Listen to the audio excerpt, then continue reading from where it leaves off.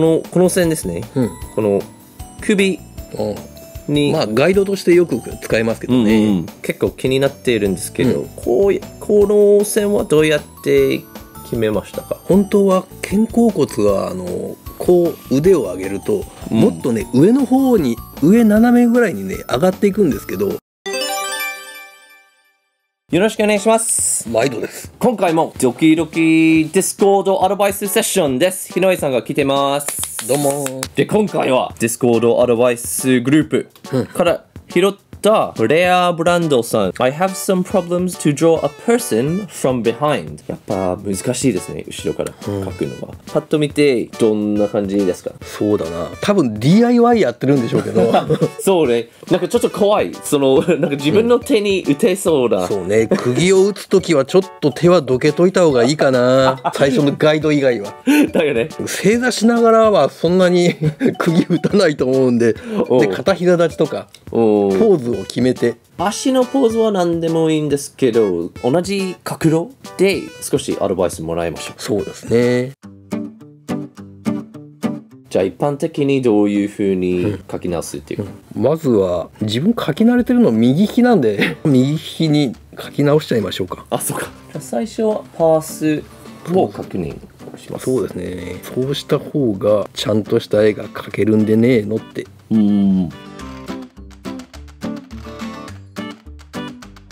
なんか3点パースで書いた感じですかね。巨人みたいな、この場合は2点通しでいいと思うんですけど、ちょっと体のバランスが上半身が大きくなっちゃってるんで、そうですね、調整しながら、じゃあ頭の大きさも決めて、首のところがそういう上に曲がっている線が役に立ちそう。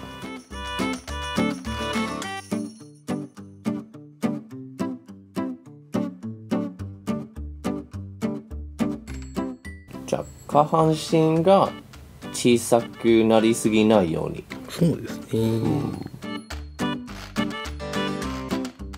そして左手がもっと安全な場所にそうですね、とんでもない事故になっちゃいますからね今日はアートのアドバイスも DIY のアドバイスもらえます。3点パースよりも2点パースの方が後ろ姿、ちょっと2点パースよりここは傾斜をつけてるっていうので、本当だったらこうもうちょっと倒し込むんですけど、この線は、屋根の修理でもしてんのかなということで、傾斜がついてるように、ここはパース取っちゃいました。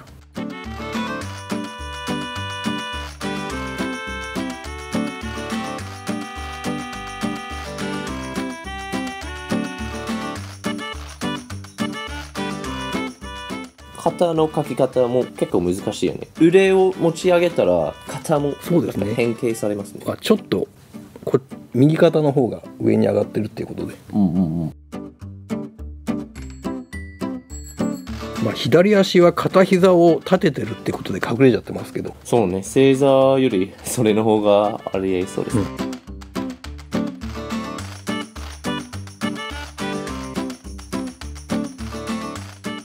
上から俯瞰で描きたかったら、それの方がもっと首が見える形になります。ちょっと上からだと不安感を煽るような、そんなイメージになっちゃうじゃないですか。カメラのアングルもね、そのシチュエーションに合わせて。そうね、これは普通に DIY のシーンなので別に不安感を入れなくて、さっきみたいにこっちに指がここら辺にあったらそれありかもしれないから俯瞰でももともとオリジナルの絵でちょっと首が長かったのかな。またその腰骨役に立ちました。そうですね、こうお尻がこうあってキュッとよくありますね。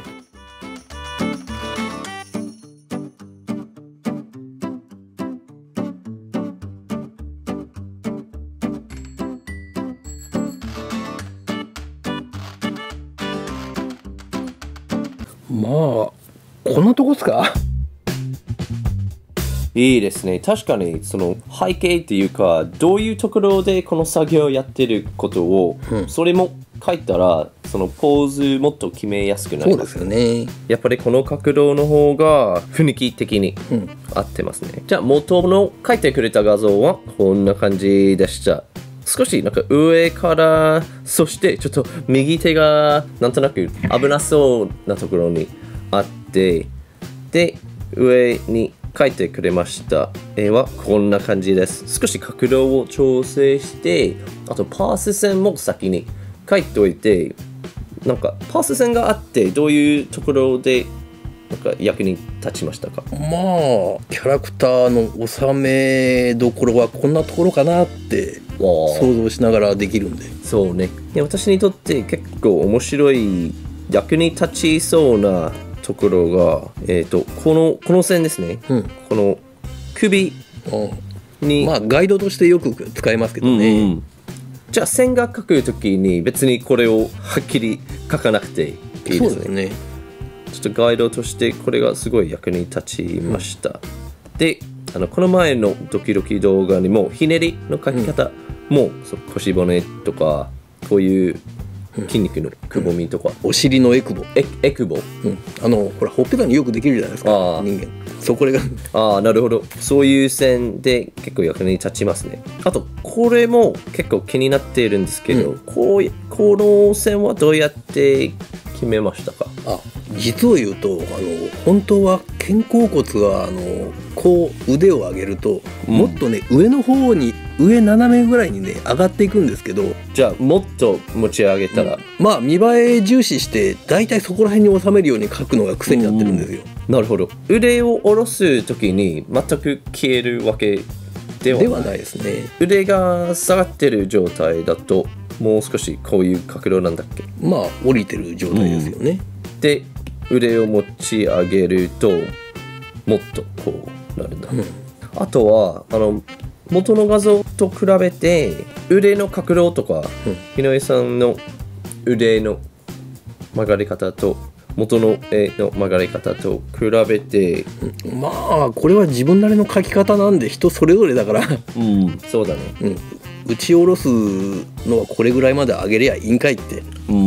まあ全裸でこういう仕事する人いないだろうから、これに服を着せていかなきゃいけないからまあその日は暑かったという設定なのかな。そんなにハンマーとか DIY するときにそんなに腕を高く伸ばさないだろう。肘のところが一番大きく曲がるのかな。まあ肘を伸ばした状態の原画を作って、それでちゃんと打てるようなやり方も全然あるんで、いいっちゃいいんですけどね。そうですね。多分私が描いたら、このところは多分忘れてると思う。この筋肉はこういう描き方よくありますね。こういう風に描いちゃって細くなっちゃいますね。胸板をね意識して描いておけては、これは男性だけど女性を描くときはその胸板の上に脂肪が乗ってますから。なるほど。じゃあその上にさらにこういう丸になりますね。なるほど。多分元の画像にこういう風に上に曲がってますね。で結局それよりもひのりさんが描いてくれた絵だとこういう風に曲がる方が自然なのか。